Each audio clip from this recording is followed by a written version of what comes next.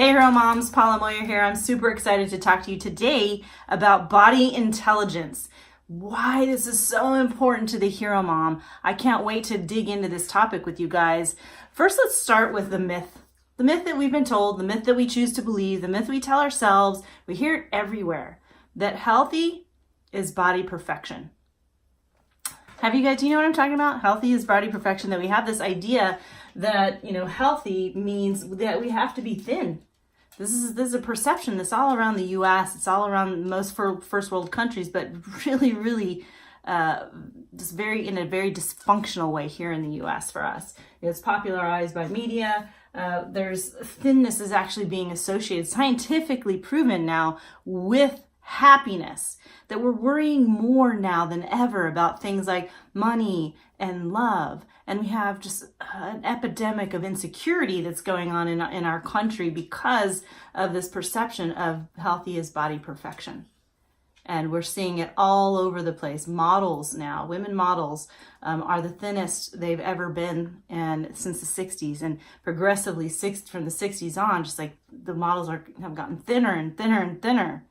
And this is kind of screwing up the way we perceive ourselves because we start feeling very, very insecure about who we are because we can't reach that level of thinness that's being that story that's being told to us. So what do we do about this? What happens? How does it come about that we are in this place where we're believing this myth that health is body perfection? I want to tell you something, a little story about myself and my own dealings with this. When I was 39, I was looking at my family, I was looking at myself, and I was obese. And I was, just my heart was hurting so bad because I wanted kids so bad. I wanted to be a mom so bad. I wanted to be the best mom ever so bad. That was so hugely important to me. And here I was, I had a boy and I had a girl and I was raising them. I was a mom. I was like, yeah, I did it. I'm a mom. And then when I was 39 and I looked in the mirror, I realized I didn't recognize myself. I was obese. I wasn't raised obese. I'd never been obese in my life. But here I was in that place. And then I looked at my family and my kids were obese. They were overweight too. I thought, gosh, how did we get here? And I realized I'm the mom. They eat what I give them. They do what I do. I've been teaching them how to be obese. That's been my legacy up to the age of 39 as a mom. And my heart was crushed. All of the things that got me to that place of where I was obese, I took my kids there without the baggage. They just became that way with my baggage. Oh my gosh, what a failure I felt like as a mom and just to myself, to allow myself to get in that place where I had an eating disorder. I looked to food to mask my pain. But how did I get there? That's where I started coming up, well, why am I obese? Well, then the stories started playing with my head, right? First, I started with, judging myself. I'm a loser. I'm fat. I'm not worth anything. But people look at me. I look like a failure. I feel like a failure. I just am a walking billboard of failure. And so not growing up, but being that person in that place where you're dealing with that lie, that myth, that I was so far from body perfection. I was so far from being healthy. And I was, but I want to explain to you more than just in one way. The reason why I got to the place where my body was not healthy was because what was going on up here was not healthy. And that's where things started to flip for me. So when I felt like I was, letting my family down, I started looking at, where does that come from? Well, my parents didn't, provide for me something. Well, my ex, there are all these stories of why I wasn't able to lose weight. I believed that because my husband wouldn't work out with me or didn't want to eat healthy, that's the reason why I was obese. I didn't have a college education. My parents didn't send me to college and pay for my education. That's why I was obese. Or actually, I did go to college, but I took classes I hated. My dad picked classes for me that I did not want to study. And so I didn't finish because I hated college. And that was his fault. And, you name it. Everything. And then I couldn't get a good job. I couldn't make enough money. So I didn't have great options in life. And so I ended up settling. That's everybody else's fault. That was the mindset that I was in. So if I'm not taking responsibility for where I'm at, I'm definitely not going to take responsibility for this sort of negative mental state that I'm in. So what happens? I need to know that since I'm blaming others, I have to know that I'm not the one who's put myself in this place. So I'm looking for validation and acceptance from others. I'm trying to overcompensate this with other things that I can do. I'm pretty smart, even though I didn't go to college. Maybe I was smart for not going to college. Just kidding. I know that some of you went to college, and I really, really admire you for that. And there's a lot of me that wishes that I would have done that. But whatever, I'm here where I am. And so because I knew I wasn't having this, I needed to get this somehow. So I excelled in other areas of my life. In work performance, I was always a hard worker. Everywhere I worked, I excelled and went to the top. As far as until I lost interest in whatever the next level was or in that particular area. And then I moved on to something else. But I was always getting acceptance and validation from my bosses, from people higher up above me. And that was huge. That made me feel good. That helped me feel better about this temporarily. And then, but the problem is that when I'm here in this mode, you're never satiated, ever, in terms of feeling accepted.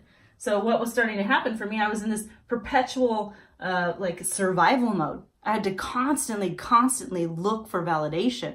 That shaped me into a people pleaser. So I started doing things just for validation, just to get acceptance, or just to avoid someone not accepting me. And I was now caught in this cycle of ego. I just have to please so that I can get acceptance. But guess what? This never changed. My mind was still in an unhealthy state. I was still self-judging. Doesn't matter, Paula, how hard you work. It doesn't matter that you're, growing up and doing great in work and, going up the ladder. You're still fat. You're still not worth anything. You have to keep proving. So I was unable to feel secure, ever. I felt insecure about everything, always paranoid that something was going to one-up me and I was going to lose the love that people had for me. I never, ever felt secure. I was always looking for the threats. When are they going to come? I was always in continuous, constant pain because all I could do was find negatives about myself and my environment. And I would make choices to bring situations or people into my life to make me feel happier. And I wasn't happy. I was still here, still looking for validation, still unable to feel secure, and still judging myself and blaming others because I couldn't feel secure, even though I brought them or the situations into my life to have this. So having that, blaming others, looking for acceptance, led to having the inability to feel secure. And then, once you get to this place, you just, you're just doing anything to self-medicate, self-numb. And for me, that was food. The more I stayed in this cycle of believing this and trying to find that through this, the more I kept perpetuating the negative effects or the negative practices and behaviors that got me to a place where this was affecting me. All right.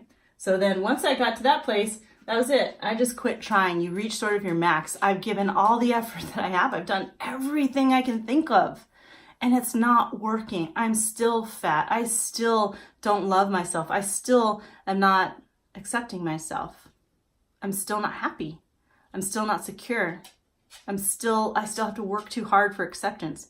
And the people in my life are still not making me happy. And then you quit trying. And then you start blaming others again. Why did I quit? Well, it's their fault. So I got to do something to get acceptance.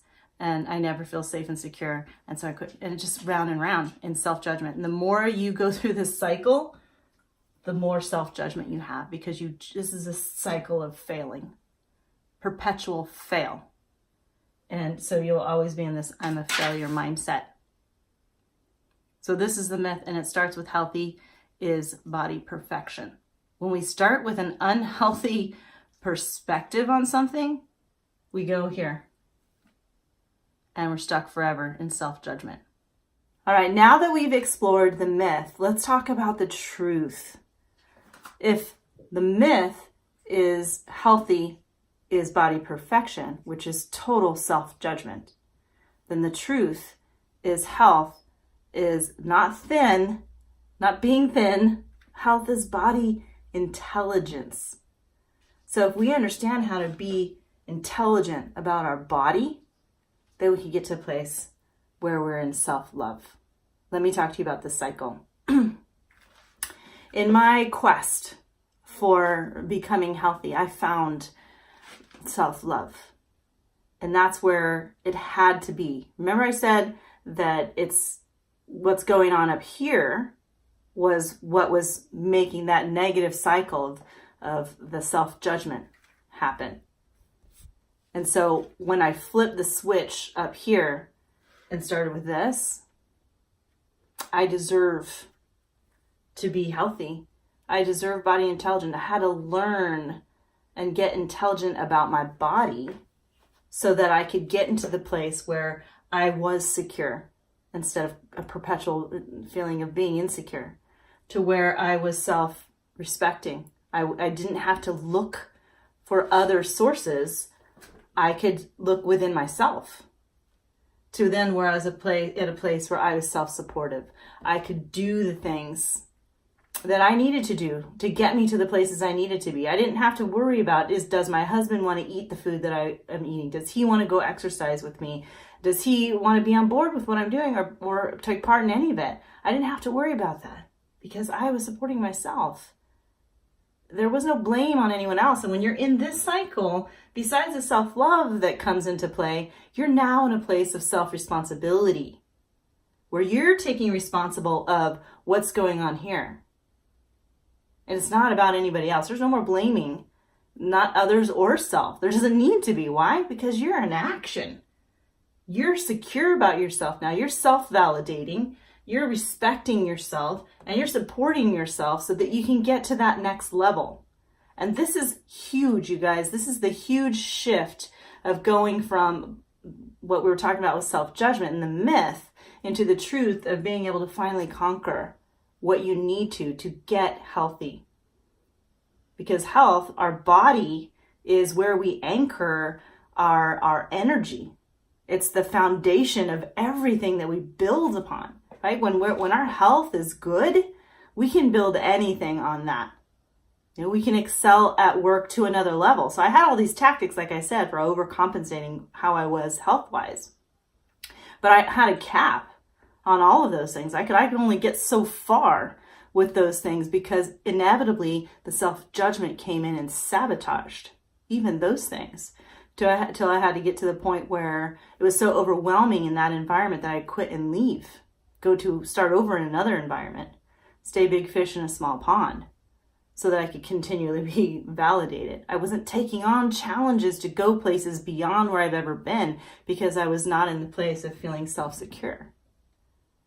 Once I got in this mode, there was zero cap. It was just endless climbing up.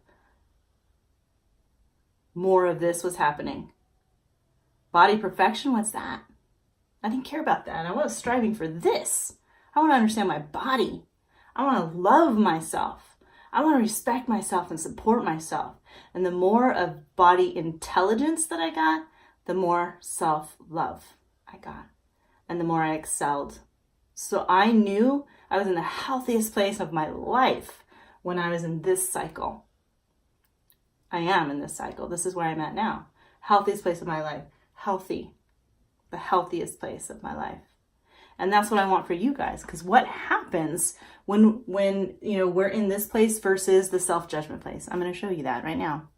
All right, so when you're in that place of self-love, you're no longer in that place of self-judgment. Or when you're kind of in between, Now you guys have that knowledge, so you have the responsibility of behaving accordingly, acting appropriately based on the knowledge now that you have.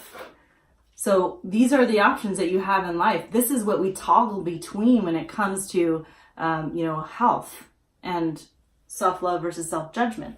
We're in this place, right, where when we make decisions, we get to decide. Are we deciding, or we will respond to a decision opportunity either coming from a place of self-judgment or self-love.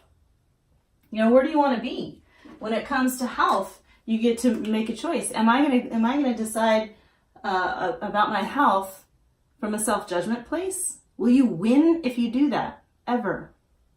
You're not gonna win. You want to be in that place of self-love where you become obsessed with understanding and becoming intelligent about your body, so that you start treating your body with love. You start treating yourself with love. You start respecting yourself, and you start supporting yourself, and making sure that you're in that place where you can increase your intelligence about your body, which again automatically means you're getting healthier state of mind, physical. When you get this healthy, this follows. And that's your anchor. That's what I'm talking about. It's that combination. What about validation?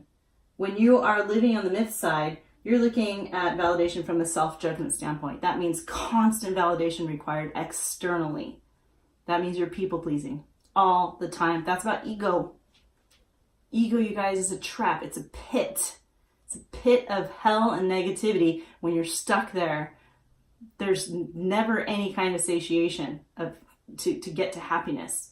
You will never be able to sustain happiness when you're a place of self-judgment when it comes to validation, looking externally.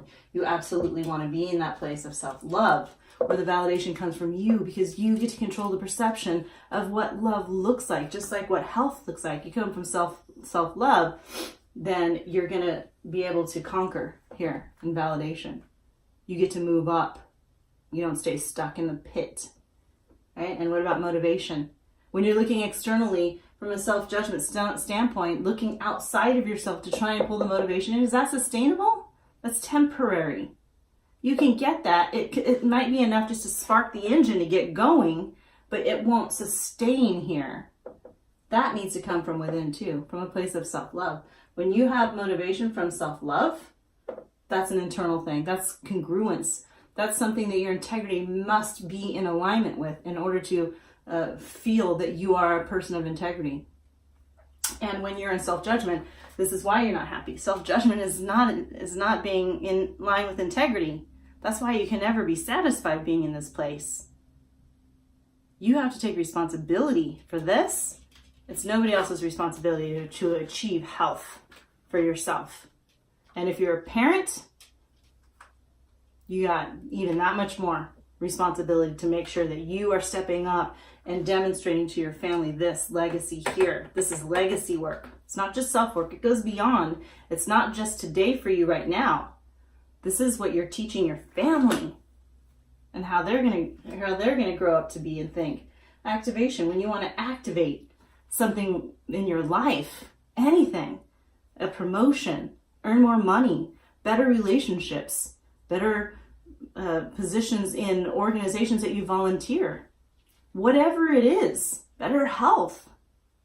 When you want to activate that, you're not going to want to activate from here. You're always looking for somebody else to hit the start button when you're self-judging. You're always looking for who is going to put this in my hand and make it happen for me. That never comes.